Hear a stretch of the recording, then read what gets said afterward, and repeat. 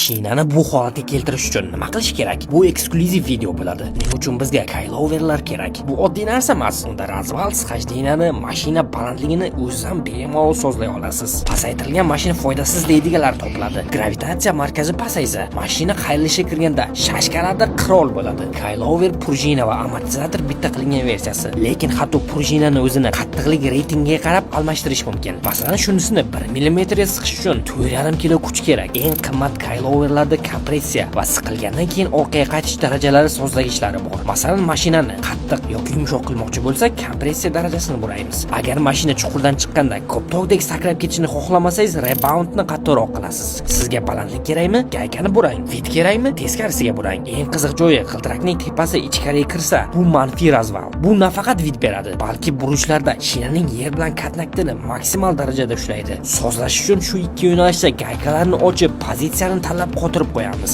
Qimmat narsa nima kerak? Oddiy amortizator yaxshi desangiz, Mansuro amortizatorlarni tanlang. Kafolat bor va xuddi zavoddagi masofa bera oladi.